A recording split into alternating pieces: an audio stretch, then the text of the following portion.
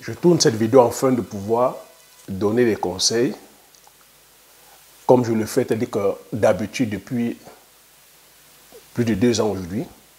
J'aimerais que la personne qui va, c'est-à-dire voilà, écouter cette vidéo et qui est dans l'optique d'aller entreprendre puisse bénéficier du message, du contenu que je vais partager, c'est-à-dire que dans cette vidéo. Donc reste sur le bout de la vidéo afin que je puisse partager avec toi ce message-là. Je dis, celui qui veut aller entreprendre, celui qui aimerait aller entreprendre en Afrique, ou dans l'endroit où il se trouve dans le monde, se devrait de se rassurer d'abord que sur le plan, c'est-à-dire alimentaire, cette personne-là, elle n'a pas faim. De se rassurer déjà sur je veux dire, les fondamentaux, je veux dire, le minimum de base, savoir déjà que tu as un toit, tu peux te vêtir, tu peux manger. Parce que si tu vas faire l'entrepreneuriat parce que tu as faim, parce que tu vas plutôt chercher à manger, ou tu vas faire du business parce que tu as faim, tu cherches à manger, tu cours un très gros danger. Et malheureusement, c'est ça le drame dans notre communauté, c'est que beaucoup vont entreprendre, beaucoup vont faire du business parce qu'ils ont faim. Donc bonjour, si tu me découvres sur la première fois, je m'appelle Thierry Toukou. Sur la chaîne, je parle entrepreneuriat, je parle d'élevage, je parle d'agriculture, je parle business. Le but de la chaîne est ici afin de valoriser et de vulgariser le pays du territoire africain. J'ai créé la chaîne afin de partager mes astuces et techniques business, de partager mon mindset afin de t'aider dans tes réalisations ou soit dans tes futures réalisations. C'est les thématiques qui te parlent. N'hésite pas à t'abonner en appuyant sur le petit bouton rouge, en validant la cloche, afin de ne pas manquer plusieurs vidéos que je diffuse sur la chaîne afin de t'aider. Si tu l'as aussi fait, je te dis merci. Donc je disais sur cette vidéo, c'est un message comme ça que j'aimerais envoyer à la communauté. C'est la fin d'année. Je pense que beaucoup d'entre vous, vous êtes en train de faire le bilan, j'espère, de votre année 2021. La nouvelle année 2023 va commencer. Et il ne faudrait plus, je vais dire, réitérer, c'est-à-dire que les mêmes erreurs ou les mêmes habitudes de 2021 en 2023. Si tu veux aller faire du business, si tu veux aller entreprendre, si ton objectif c'est d'entreprendre, il va falloir, c'est-à-dire intégrer ces différents éléments que je vais partager ici avec toi. Depuis 2 ans, j'essaie de partager avec toi que aller entreprendre, investir ou entreprendre, c'est une science. Ça répond à une idéologie. Qu'en face, nous avons comme ça, c'est-à-dire quoi? Quand je dis en face, c'est d'autres communautés, c'est d'autres investisseurs, c'est d'autres pays, d'autres grandes puissances qui sont là, qui ont déjà aussi, qui eux aussi en face entreprennent, sont des entrepreneurs, sont des investisseurs, qui en face véhiculent une idéologie. Cette idéologie, oui, c'est le capitalisme. Tu ne peux pas aller faire du business et ignorer dans quel système tu opères. Et le système du capitalisme, c'est un système de profit. Et qui dit profit, des fois, c'est le profit sans scrupule. Et c'est une politique de la loi du plus fort. Si tu n'intègres pas ça, si toi, tu es dans l'optique aujourd'hui de te dire que tu vas aller entreprendre parce que tu as faim, pourquoi je dis qu'il ne faut pas aller entreprendre parce qu'on a faim? Si tu es plutôt dans l'optique encore de dire c'est mon ventre, je vais aller entreprendre parce que j'ai faim, je n'ai pas de quoi manger, je n'ai pas de quoi payer mes factures, tu vois que tu ne sauras pas maîtriser les différentes contingences qui sont là. Nous sommes aujourd'hui contrôlés, c'est-à-dire que par un système qui est là, qui est le système capitaliste, où depuis plus de 2 ans, ici je parle sur le domaine beaucoup plus de l'agriculture et de l'élevage, je t'explique le mécanisme qu'ils ont mis en place afin de pouvoir, c'est-à-dire que asseoir leur hégémonie. Je te parle à chaque fois ici de l'industrie, c'est-à-dire que des finances, qui sont les banques, les banquiers. Je te parle de l'industrie, c'est-à-dire que la mécanisation, tout ce qui est construction de tracteurs, de tous ces outillages de l'agriculture. Je te parle de l'industrie de la chimie. Je te parle de l'industrie ici de l'agroalimentaire. Je te parle de l'industrie sémencière. Je te parle de tout ce qui est de l'industrie, je veux dire, des énergies fossiles. C'est un système comme ça qui a été savamment mis en place afin de pouvoir, je veux dire, contrôler le business. C'est le système qu'ils ont mis ici en place dans les années 50, je t'explique toujours ça, où ils sont venus changer, c'est-à-dire que le système, le modèle agricole occidental. On a déboisé, ils ont déforesté, c'est-à-dire que toute l'Europe ou tout l'Occident, au profit, c'est-à-dire que d'un système, parce qu'il fallait industrialiser, il fallait, au profit au nom de la productivité, il fallait produire massivement. Donc pour produire massivement, il fallait faire quoi? Faire travailler l'industrie, c'est-à-dire de la mécanique. Il fallait faire travailler quoi? L'industrie de la chimie. Il fallait faire travailler quoi? L'industrie, c'est-à-dire quoi? Des énergies fossiles. Engrais, pétrole, plastique, herbicides, fongicides, pesticides, insecticides, nématicides, fongicides. Tous ces cides-là, c'est des industries. Il fallait faire travailler quoi? L'industrie sémencière. Aujourd'hui, toutes les semences sont brevetées. On a rasé toutes les forêts. Faut bien comprendre ce que je te dis là. Parce que si tu vas entreprendre sans idéologie, que tu ne maîtrises pas l'idéologie et que tu vas uniquement pour ton ventre, tu meurs dans le film. Ils ont rasé toutes les forêts. Il faut comprendre que les forêts, je t'ai déjà expliqué comme ça plusieurs fois, le rôle que jouent les arbres sur la terre, le rôle que jouent les arbres sur l'environnement. Les arbres sont là, c'est-à-dire afin de séquestrer le carbone, capter, c'est-à-dire séquestrer le carbone. Les arbres sont là, c'est-à-dire afin, le poumon, réoxygéner, c'est-à-dire que l'environnement. Avec les racines, c'est-à-dire que ça va perforer les sols. Ça séquestre le carbone au sol, ça enrichit nos sols, ça enrichit les sols. Ça fait fonctionner la vie microbienne. Ils ont rasé tout, afin d'aller planter quoi? Les céréales, le blé, le maïs, le blond, l'orge, le colza, le soja. Voilà les céréales qu'ils ont plantées. Quand je te dis que les arbres séquestrent le carbone, est-ce que le soja, dis-moi en termes de biomasse, quelle est la biomasse? Le soja pouvait même faire la biomasse. Le colza pouvait faire la biomasse. Le blé pouvait faire la biomasse. Mais même cette biomasse aussi, ils récupèrent cette biomasse afin d'aller nourrir les animaux. Ils ont aujourd'hui comme ça des superficies. Une personne peut avoir 5 000 hectares. Ils ont des 10 000 hectares. Ils ont industrialisé avec l'agriculture. Ils ont industrialisé avec le secteur de l'élevage. Ils ont gagné énormément de sous avec ça. Ils ont bien pollué avec la planète avec ça. Aujourd'hui, ils se rendent compte que la planète est en train, la nature est en train de nous renvoyer ça en pleine figure. Vous n'avez qu'à voir avec le réchauffement climatique aujourd'hui.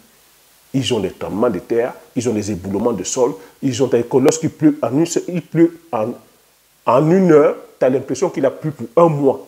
Parce que l'eau ne peut plus s'infiltrer, les sols sont devenus compacts, ils ont bétonné partout, vous voyez, ils ont déforesté partout afin de pouvoir construire. Quand vous voyez les buildings, vous vous dites oui c'est beau, l'Europe est bien construite, l'Europe est développée. Oui, ils ont dû déforester partout afin de pouvoir faire tout ça. Mais qu'est-ce qu'on constate aujourd'hui? On constate aujourd'hui qu'ils sont en train de payer le prix de tout.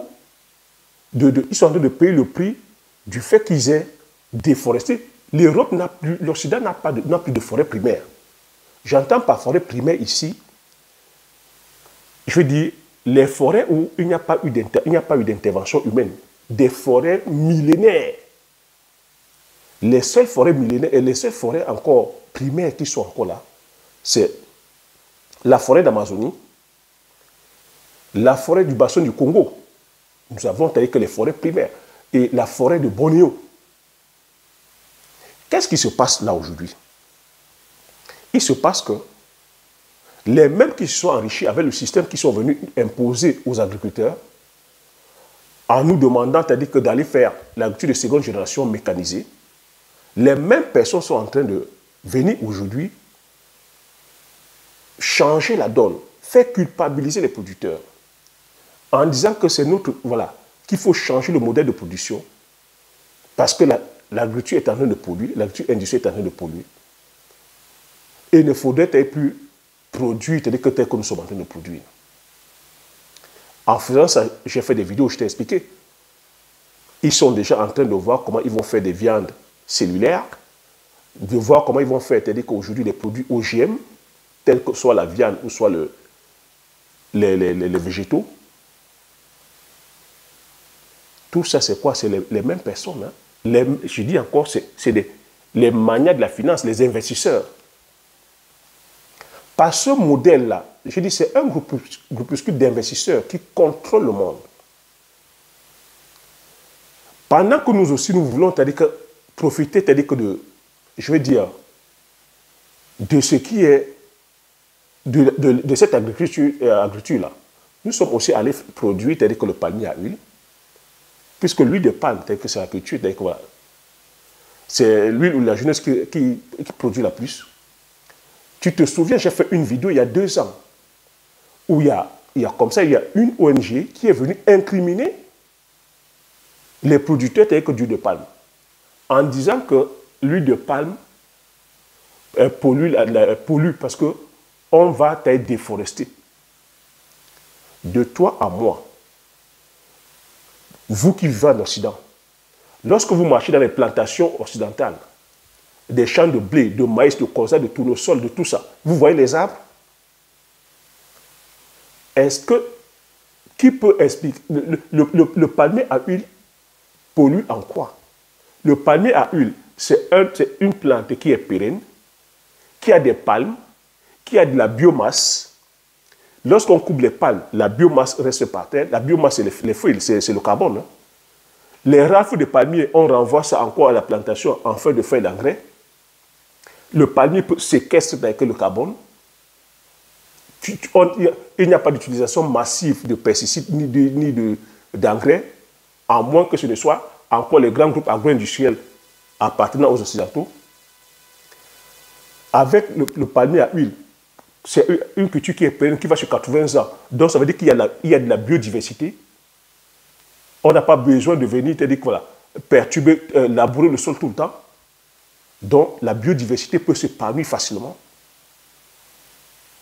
Mais tu vois que, puisque l'huile de palme est en train de gagner les parts de marché, ils se sont, c'est-à-dire que les mêmes se sont assis, les mêmes investisseurs, puisque ça perturbe le marché, ça vient perturber la part de marché de l'huile de colza, l'huile de tournesol, l'huile d'olive, l'huile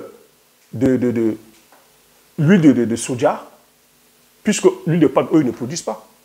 Ils sont venus, ils sont allés à l'Union européenne former un lobbying afin de pouvoir bloquer les importations d'huile de palme ou de taxer les importations d'huile de palme à la tonne à 10 000 €. On a tenu ce procès qu'on a gagné. Mais il y a encore, ces derniers temps, ils sont encore en train de vouloir taxer ou de vouloir bloquer certains denrées, c'est-à-dire que certains produits africains en exportation, c'est-à-dire qu'en Occident. Ils l'ont cité. Ils ont dit qu'ils vont bloquer le cacao, en disant que le cacao est néfaste pour l'environnement. Le cacaoyer qui est un arbre. Le cacao, c'est un arbre. Un arbre qui rejette énormément de feuilles. Donc, en termes de carbone, ça sécrète énormément de carbone. Comment on peut aller dire que le cacao est néfaste pour l'environnement? Et nous, en Afrique, on cultive sur des jachères. On cultive sur des forêts secondaires. Nous avons encore nos forêts primaires qui sont là intactes. Comment il peut venir nous dire que le cacao est néfaste pour l'environnement? Il vient dire que le verre est néfaste pour l'environnement. Le verre, c'est un arbre. Il vient dire que l'huile de palme est néfaste. Ils disent que le café, ils vont stopper les importations de café parce que c'est néfaste pour l'environnement, parce que on va déforester. Le café, c'est un arbre. Donc c'est un arbre qui est là, qui séquestre le carbone, qui enrichit le sol. Pourquoi je te dis tout ça? Là, je suis en train de parler de la géoéconomie et de la géopolitique. C'est pour ça que j'ai commencé en disant qu'il ne faut pas aller entreprendre. Nous, les Africains, nous devons pas aller entreprendre si nous avons faim. Si nous sommes encore là plutôt à lutter pour le ventre, c'est dangereux pour nous. On se doit aujourd'hui avant d'aller entreprendre, il faut que tu aies le ventre plein. Il faut que tu aies ton esprit tranquille. Il faut maintenant, quand tu dis je vais entreprendre, c'est parce que tu vas aller contribuer. C'est parce que tu dois comprendre les enjeux du monde. Tu dois comprendre la géoéconomie, la géopolitique, la stratégie, la géostratégie. Pourquoi est-ce qu'ils veulent aujourd'hui bloquer le cacao? Ils veulent bloquer l'huile de palme. Ils veulent bloquer les VIA. Ils veulent bloquer même nos extractions, c'est-à-dire que minières. Parce qu'ils savent que c'est à partir de là qu'on va s'enrichir. Et il ne faut pas dire que c'est le riz. Vous avez vu les enjeux qui sont passés, qui sont en train de se traîner là. La crise ukrainienne. Les Africains sont allés vers où? Lorsque l'Occident a demandé que le soutien, quelle était la réaction des Africains? Les mêmes Occidentaux sont assis là maintenant pour punir l'Afrique. Ils disent que nos produits ne vont pas entrer, ne vont plus entrer chez eux parce que ça ne respecte pas les normes environnementales. De toi à moi. Et ils ont cité des produits. Hein. Ils n'ont pas mis le maïs. Ils ne mettent pas le soja qu'ils produisent chez eux. Ils ne mettent pas le blé. Ils ne mettent pas le tournesol. Ils ne mettent pas l'orge. Ils n'expliquent pas que pour qu'ils se développent ou ils s'industrialisent comme ils sont industrialisés là, en ce moment. Ils ont dû déforester partout. La question qu'on se doit se poser, c'est de se demander qu'ils viennent nous montrer leurs forêts primaires. Est-ce que les Occidentaux ont encore des forêts primaires? Je dis des forêts où il n'y a pas eu d'intervention humaine.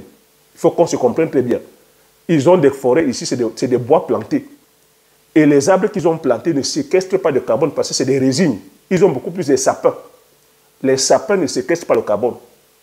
Les arbres qui séquestrent le carbone, c'est les arbres qui ont les feuillages et qui n'ont pas de résine. Tous les arbres qui plantent en bordure de route, là, si vous avez remarqué, c'est des arbres à sapins et c'est des arbres qui tuent même le sol parce que ça a de la résine. Nous avons encore des forêts primaires et vous voyez que parce qu'on ne s'intéresse pas à ces enjeux, nous, on va faire aujourd'hui des business.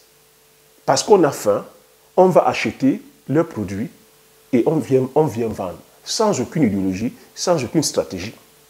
Et alors qu'eux, en face, ils ont ce moyen-là de voter des lois qui vont nous sanctionner.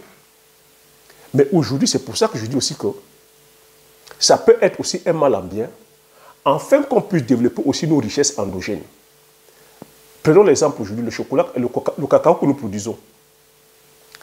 Est-ce que les retombées, c'est-à-dire que nous reviennent? On produit les fèves, mais quels sont ceux qui transforment ce cacao-là? Quels sont ceux qui ont le bénéfice des retombées des produits dérivés? Ce sont eux. Ce sont eux qui ont des grosses industries de transformation, c'est-à-dire qu'en termes de fèves de cacao, le chocolat et compagnie, on a des pays aujourd'hui qui ont leur renommée sur le chocolat, alors qu'ils ne produisent même pas une seule cabosse de chocolat. Ce sont eux qui ont des industries. Ces industries-là emploient leur population. Donc, on se devrait aujourd'hui de vraiment penser, c'est pour ça que j'insiste qu'on se doit aujourd'hui de penser tel qu'avant d'aller entreprendre. On se doit aujourd'hui de développer nos forces endogènes. Parce qu'à chaque fois où on va essayer de les gêner, ils feront toujours tout pour nous contrecarrer. Depuis plus de 2 ans, c'est ce que je partage ici, que sans stratégie, sans idéologie, on va mourir dans le film. Maintenant, on est en train de nous brandir le respect de l'environnement, la lutte contre, c'est-à-dire que, je veux dire, l'exploitation, c'est-à-dire que humaine, à ce qu'on sache, jusqu'à preuve de contraire, ces grosses multinationales-là,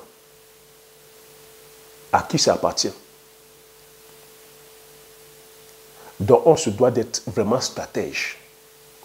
N'allez plus faire le business parce que vous courez après l'argent. Allez faire le business pour comprendre comment ça fonctionne. Parce que l'argent, c'est du papier.